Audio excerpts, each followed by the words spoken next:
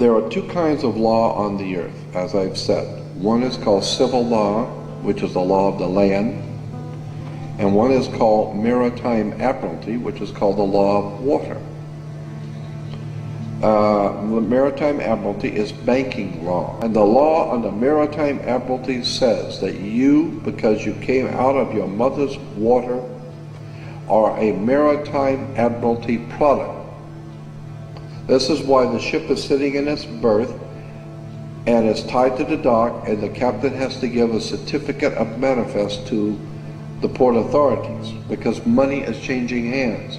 This is why when you were born, you have to have a birth certificate. You are a maritime admiralty product, and therefore your birth certificate is signed by your mother, and where your mother signed on the birth certificate, get it, you will see it does not say parent or mother, it says informant. Your mother was informing the bank that she has just produced another product to be bought and sold. England, the British Crown, through international banking, owns your physical body, and that's the law. And if you could get your original birth certificate back, you would find that on the back of the birth certificate are all the banks around the world. All over the world, banks have used your birth certificate because you are a stock in a maritime admiralty banking scheme where you make money for banks. Consequently, the corporation and government and people who want to control you, they create a second you, and that second you that they control, that they created, is all capital letters. Check it out. Anytime you get a bill, get a lawsuit, you get a fine, a ticket, somebody sends you a bill from the Department of Water and Power, check it out on your driver's license, on your Social Security card, on your insurance card, anything, period, anything having to do with business, your name will always be all capital letters, because only all capital letters can be dealt with by banks and government. Anytime you have a name upper or lowercase, that applies to you. I've got no control over you. You sign a contract in which your name is in all capital letters, now I can take it to court.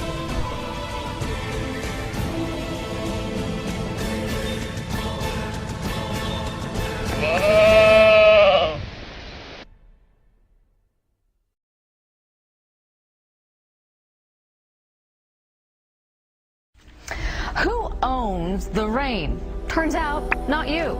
You're actually breaking the law if you try to capture rain falling onto your roof and pour it on your flower bed. A prominent Utah car dealer found that out when he tried to do something good for the environment. John Hollenhorst has the surprising story. Rebecca Nelson captures rainwater in a barrel and she pours it on her plants. We can fill up a barrel in one rainstorm, so it seems a waste to let it just fall into the gravel. Car dealer Mark Miller wanted to do pretty much the same thing on a bigger scale. He collects rainwater on the roof of his new building, stores it in a cistern, and hopes to clean cars with it in a new water-efficient car wash. But without a valid water right, state officials say he can't legally divert rainwater. I was surprised. We thought it was our water. We all know that there's some crazy stuff happening out there, eh? I mean, we've got government agents coming up to us, telling us that we're all equal. They make demands upon us that we know we could never make upon them. Where's the equality? On the screen, there's a little baby. That's Elizabeth Annie Lane. She's a little baby, came into my life about 4.5 years ago. 2 days after the birth of Elizabeth, ministry workers came in, removed her. No investigation, no assessment. Claimed she only had one caregiver. We said, you're wrong, we're a family, we're going to meet you in court. They told us if we tried doing that, they'd see to it. She spent the first 5 years of her life going from foster home to foster home to foster home. Shut me up in court, cost me my baby. Folks, anyone who knows me, shutting me up even for a moment is a bit of a trick.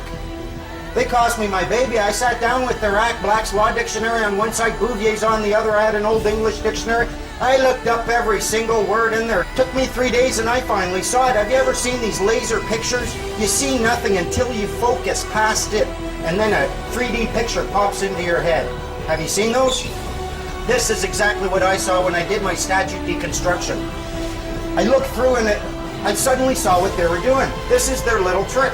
You are not obliged to register your children. If you do, it is at that point that you're creating a legal entity or a person. You are associating this person with your offspring.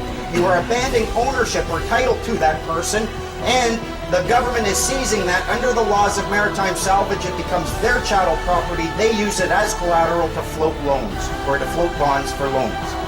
When they come to remove a child, they're not acting on the human being at all. They're removing the legal entity you created and abandoned and they now have title to. That's your person. That is what the government acts upon. A human being and a person are not the same thing. We've been led to believe that they are, but they're not. In Black's Law Dictionary, you'll find a definition of a person, and it says, a human being is not a person because he is a human being, but because rights and duties have been ascribed to him.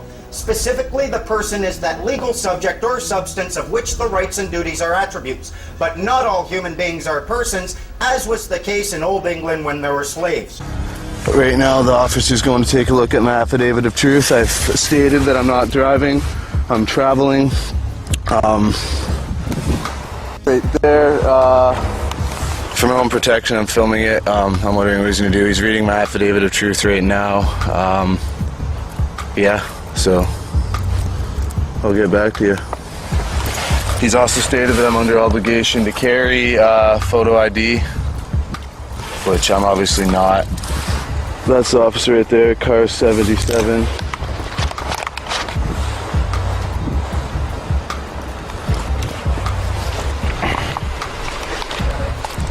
So hopefully, yeah.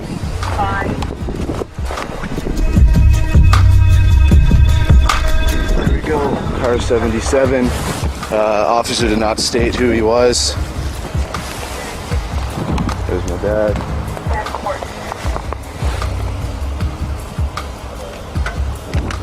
Can you hold that? I don't have gloves.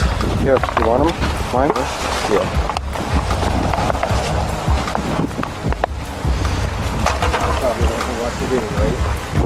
There's another police officer showing up. I've already informed the officers of my rights, this and that.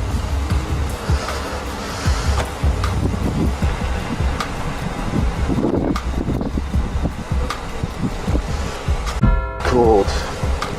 Officer, I just want to let you know I'm activating my fee schedule. It's the middle of winter. I am cold right now, and you're harassing me right now. So my fee schedule will be activated in 3 minutes. I suggest you contact a superior officer. Read that affidavit of truth. We're reading that right now, sir. We're trying to get... I know, I'm just freezing cold. Okay. I'm freezing cold, so... Okay.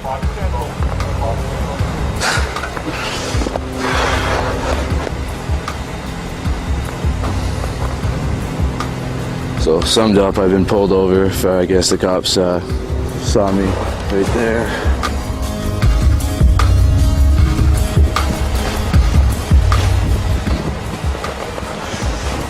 I'm cold.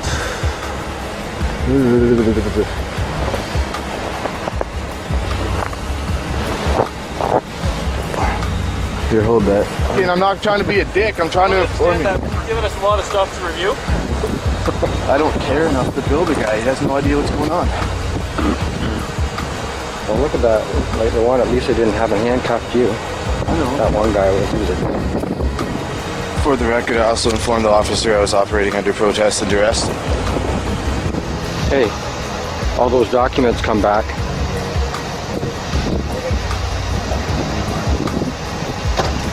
Hey, perfect. Here you go, Joshua. So, you don't have a driver's license, correct? No. And no insurance, correct? Do you have insurance? No. I'm working on that right now, doing it through, it's not a registered motor vehicle, right? So it's not under you guys' jurisdiction. I'm not trying to cause trouble with nothing, but I am getting insurance on it, but it's through my society that I'm part of. Okay, perfect. So I don't, obviously, like, I only use it to travel around and get my girlfriend home to work and stuff like that, Okay. so. Well, once you go on to the highway, you need to have insurance. So take care of all the proper avenues that you need to take. And if I make a determination that charges are applicable,